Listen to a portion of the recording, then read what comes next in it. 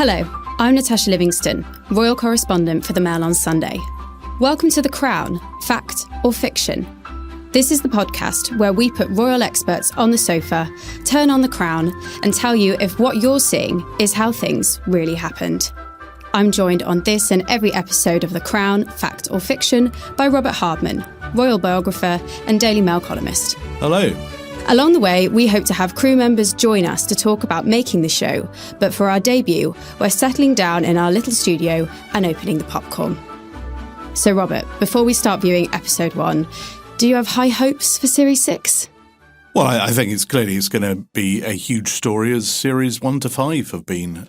There's plenty about the previous episodes that I don't like, but we can't dispute the fact that this is a global broadcasting phenomenon. Full disclosure, I'm sort of relatively new to the royal beat, and I have to say I've been surprised by the real strength of feeling people have about The Crown. Kind of, maybe normal members of the public just kind of like it, mild dislike. But within the royal world, it's fair to say people do have strong views, don't they? They do, and I think those views have grown stronger the closer we've come to the present day. I mean, at the start of the last series, if you remember, there was a really very loud debate going on because people like John Major, Tony Blair, Judi Dench, all very critical of the liberties that the script was taking because, they were around. They remember what happened at the time that's on screen. And so I think that's going to happen even more so with the new series. I think they've got to tread a very careful tightrope because, sensitivities are still quite raw, and they certainly are for the younger members of the royal family, particularly Prince William and for Prince Harry. What's particularly interesting about this series is your direct experience as royal correspondent will mirror what we're going to see. Well, yeah, I mean, I was a royal correspondent during this period. I worked alongside all my Fleet Street colleagues, and it was an extraordinary period. It was a time when pretty much every day of every year there would be a royal story on most front pages, and I think it's fair to say things have calmed down a bit since then. Yeah, I mean, that's still crazy for me because it feels like the royal world is headline to headline. It still feels like so much controversy all of the time. But yes, when you look back, it's kind of another world. I mean, I was born in 1998, so to see everything that happened with Diana, for me, that's kind of always been defined history,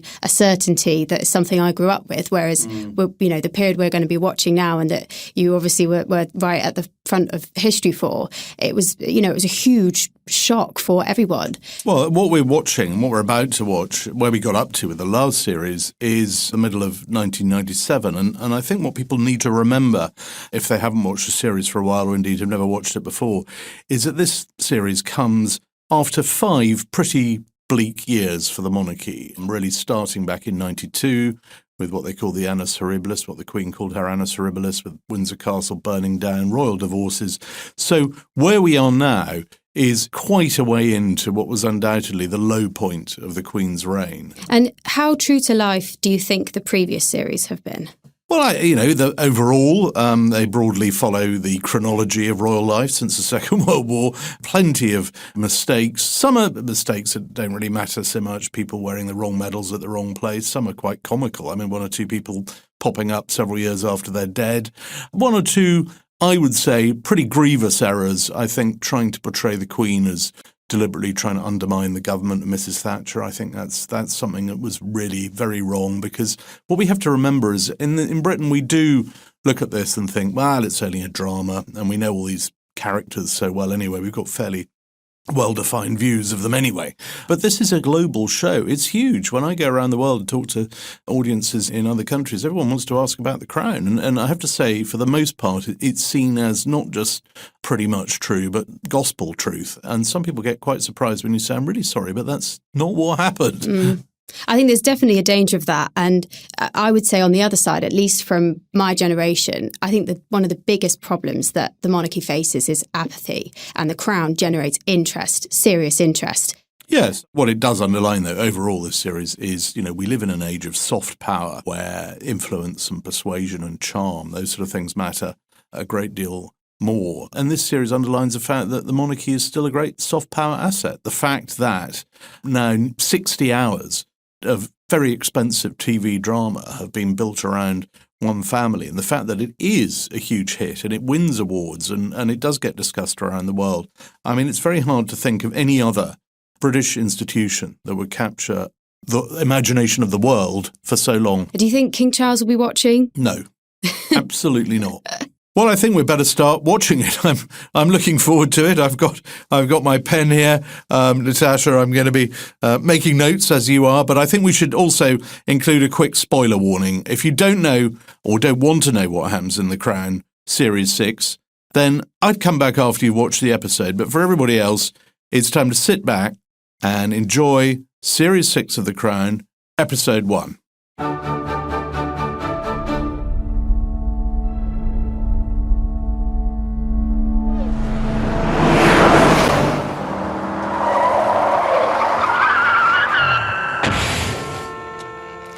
Well, I think we see there they've pretty much set the scene for what clearly is the central and tragic main point of this series. There is the crash. We don't see it in any detail, but it's plainly what is going to be hanging over this series more than anything else. Yeah, I mean, there was much debate and speculation as to how The Crown were going to portray that moment. And I mean, I think that was quite sensitive, but it's still, even seeing the car moving at that speed and knowing what they're portraying, it's still pretty horrifying to watch. Yeah, I mean, I think clearly we're going to come back to this in rather more detail in later episodes.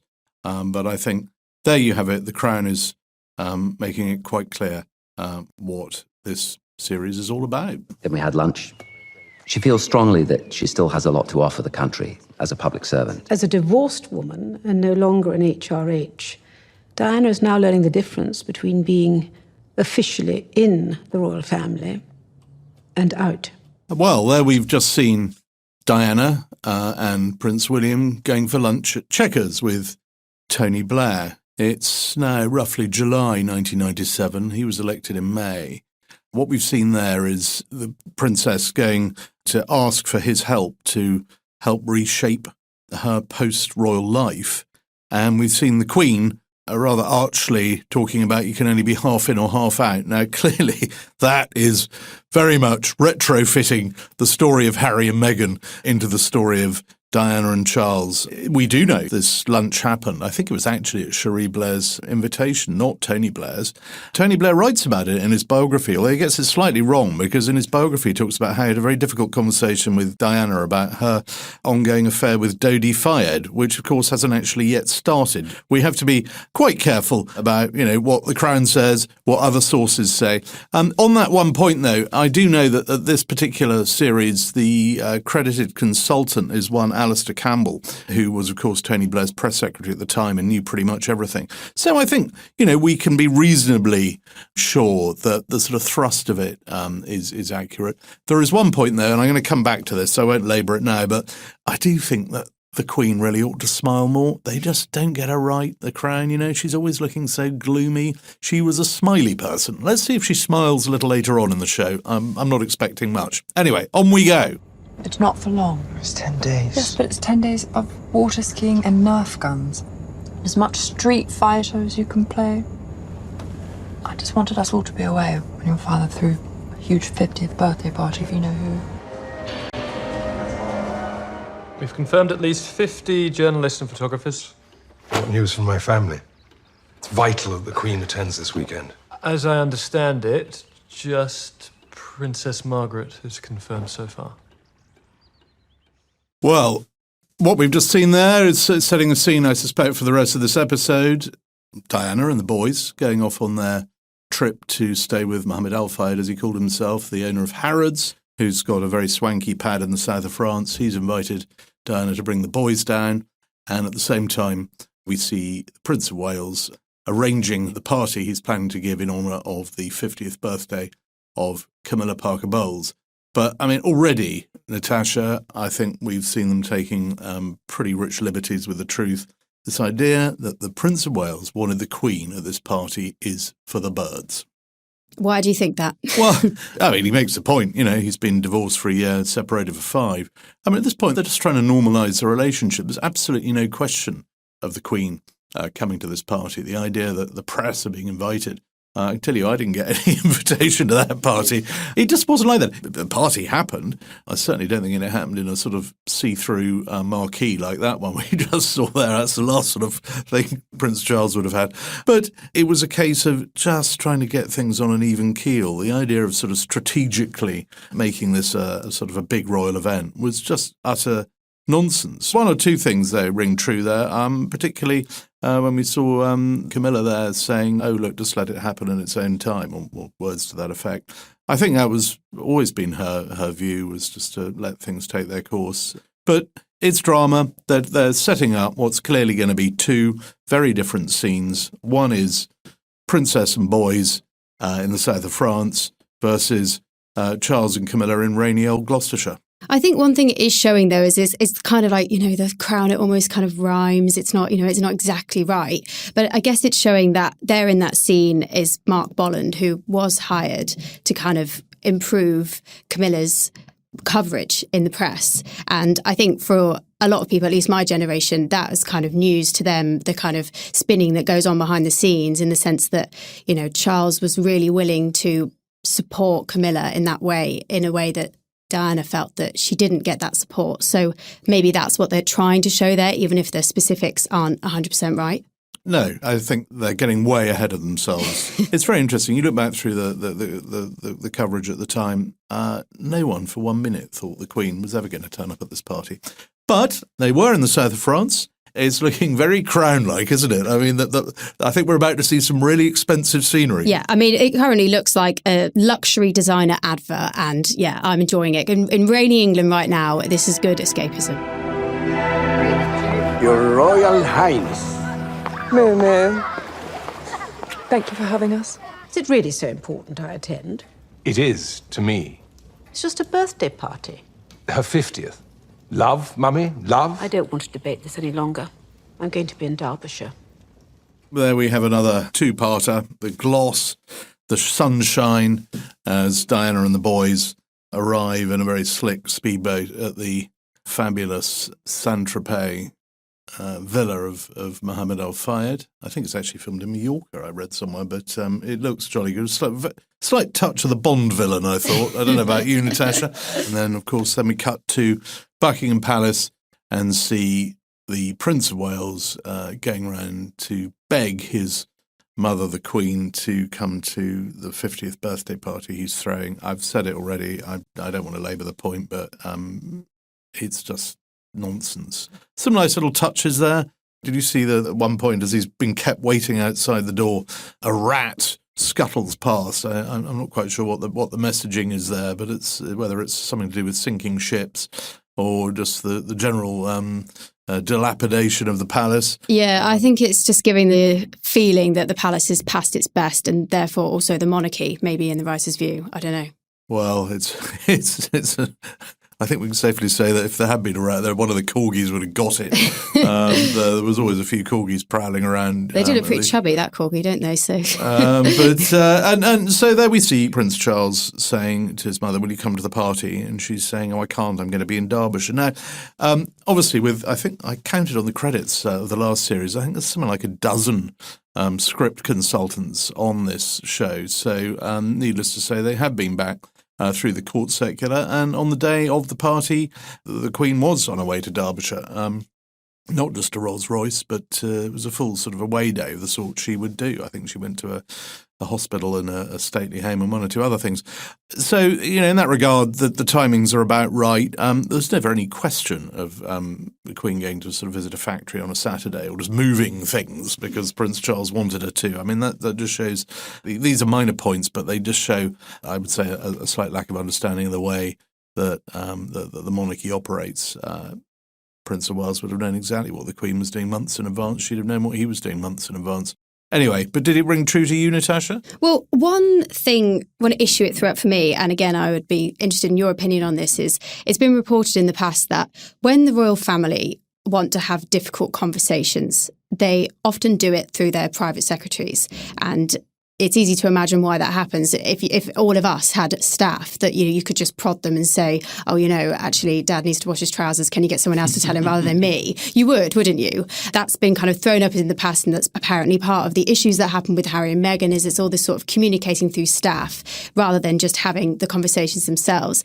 Do you think that at this time, even if this didn't happen exactly then, Charles would have said, let's go past the private secretary, I'm going to have a meeting directly with her? Would that have happened, or would he just have gone through the staff? I think it might well have happened, but we're now in mid-July. In a few days, certainly in a couple of weeks, the royal family are all going to be together up at Balmoral for their annual summer retreat. And that would be the moment to have this sort of conversation anyway. So did it happen? Who knows? We haven't a clue, and certainly the writers of the Crown didn't. But I think they found actual engagement on the same day as Camilla's party. It wasn't on a Saturday, by the way. The party was on a Friday night. The Queen could have attended, but there was never any question that she would. And the idea that Charles would have gone round and on bended knee said, "Oh, please come. We need your approbation." Nah, sorry. And crucially, Robert, you weren't invited, so it's not worth watching. I wasn't asked. Anyway, I'm feeling in need of some more. I want to see some water skiing, I think, don't you? Yeah, some more sun. Now, very sadly, I have some work to do, but I can leave you Lot's hand. He's much more fun than me. Whatever you wish, it's his command. So we've just left sunny Saint-Tropez, where we see Dodi being sort of set up really by his father with Diana. The kind of slight hitch there is that he has a fiancée. How much of this kind of rings true to what really happened?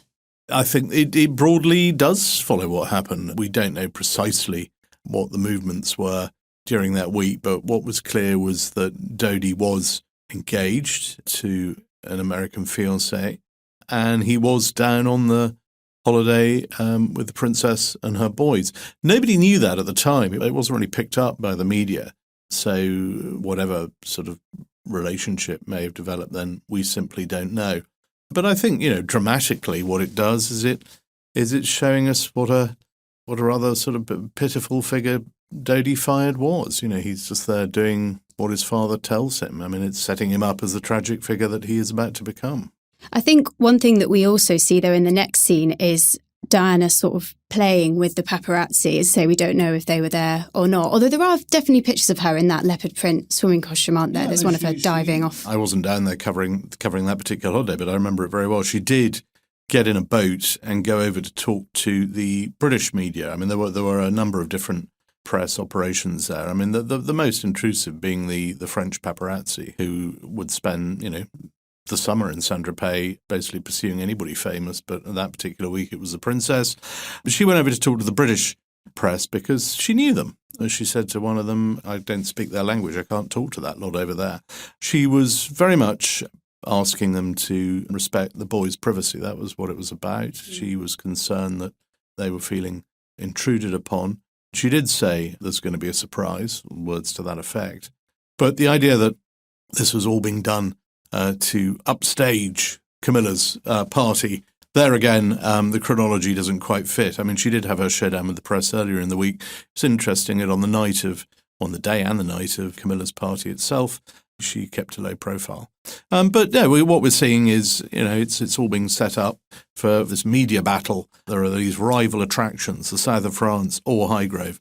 Again, not quite like that. But they do make everybody look like a manipulator, don't they? It kind of almost removes the sort of chance of the way things might have happened. Mohammed is clearly being portrayed as manipulating his son, who then is trying to manipulate Diana, and then Diana is manipulating the press, who then are, of course, manipulating her. And really, you think things were probably just much more haphazard at the time. Exactly. And one thing that is interesting is this just tips into the next scene, which is Camilla at the 50th party. Camilla is depicted here wearing a black dress, and in the contrast to Diana in the leopard print, and maybe the timelines didn't quite match up. But I thought that maybe they got that wrong, kind of putting Camilla in black and making her look, just a bit more demure and sort of in the background. But there were paparazzi pictures at the time where at this party she did wear a black dress. And I think, I don't know, it just signals that difference of their approaches at the time with the press, and that Camilla, I guess, was taking a step back, a bit more in the background in contrast to Diana. Do you think the kind of sense of that rings true? Yeah, I mean, we see Camilla arriving at Highgrove and the sort of vast media circus is there. It wasn't like that. There were a handful of photographers at the, sort of snapshots from the car. Yeah, there were definitely photographs of Mrs. Parker Bowles going into the party. But the idea that there was this sort of prearranged, I mean, it almost looks like a sort of a red carpet premiere. But yeah, there were press there. They did capture her wearing a dress similar to that. So well done to the Crown. Yeah, well, no, it's. I mean, it's here we are. We're dissecting the finer points of a party that was actually behind closed doors. But I think we're about to see what actually happened as night fell in Gloucestershire.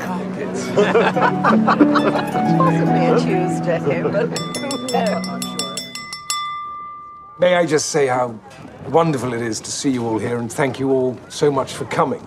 And particularly, I want to thank my darling aunt, Mrs. Margaret, and Camilla's father, Major Shan. Bruce, as many of you know, is a wine merchant, so he's better placed than anyone else here to tell us what it is to improve with age. So we've just watched Camilla's 50th birthday party, which looked pretty glamorous. It looked pretty fun. We saw them kind of awkwardly dancing away, which I don't know. I've not been at a party with them, so I don't know if that's how they really dance, but they looked like they were having a good time.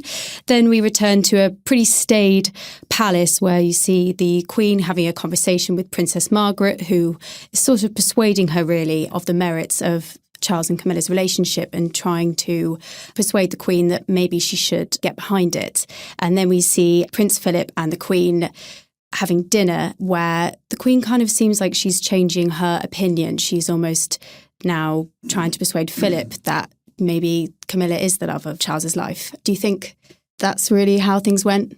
We know the party happened. It certainly didn't happen like that. From my recollection, I don't think the Prince of Wales made a speech. I think it was Camilla's son, Tom, who did the toast.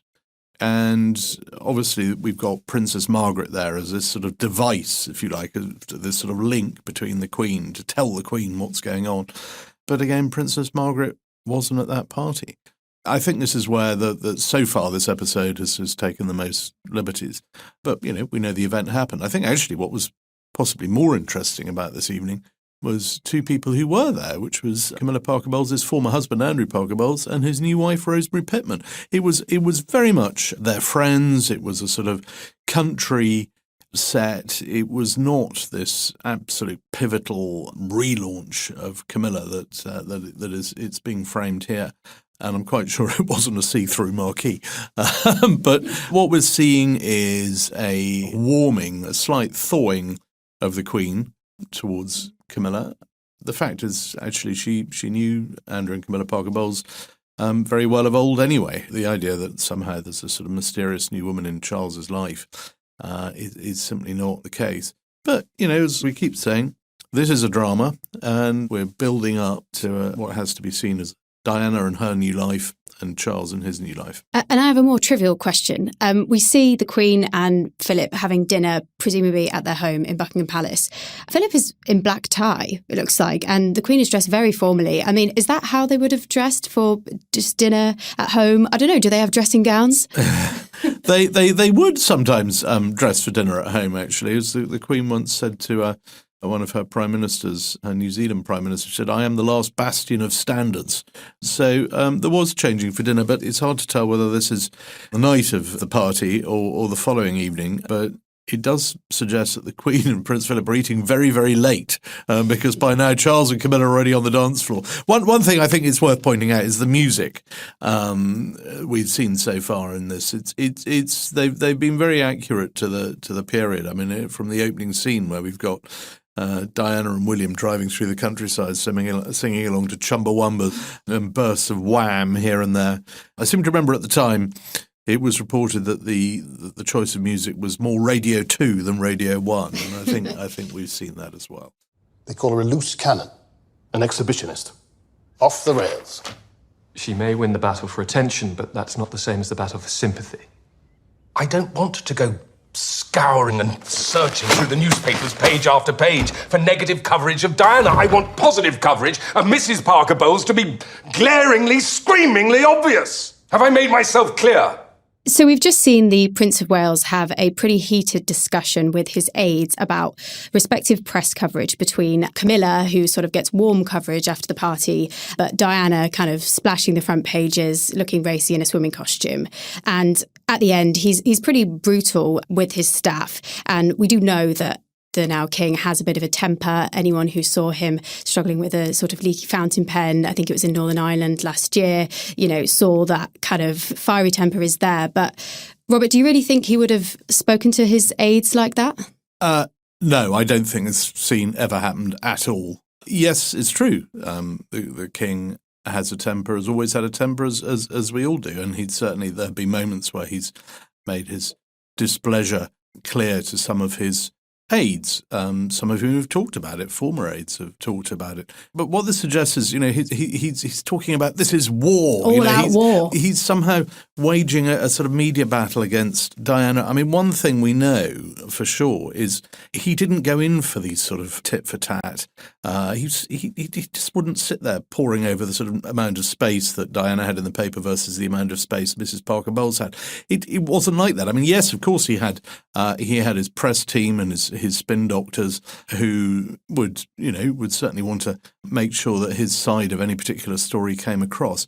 But, I've heard numerous occasions where he's actually told people not to respond to whatever spin might be coming from, what some might call the Diana side. The idea that he was saying, I want more headlines, I want more favourable headlines. He just wasn't into micromanaging the media at all. I very much doubt that he even looked at those front pages there, let alone ordered people to turn them around. This is a period where, as I've said already, he's just trying to normalise life with Mrs. Parker Bowles. There isn't some big overarching agenda. There isn't some grid map on the wall of what needs to happen. He just wants to make sure that, they can lead as normal a life as possible at this stage. Your father could have used a bit of my father's. Traditional parenting. Complete and utter neglect. So when's the big day? Suddenly all seems a little crazy. Right before my wedding, I knew it was going to be a disaster. You still went ahead. But my face was on the tea towel, so I didn't really have a choice. So we've just seen a sort of heart-to-heart between Dodie, fired, and the princess there, both lamenting their miserable childhoods, both complaining about their fathers, because we've seen Dodie clearly caught in some dilemma with his fiancée and what his father wants him to do.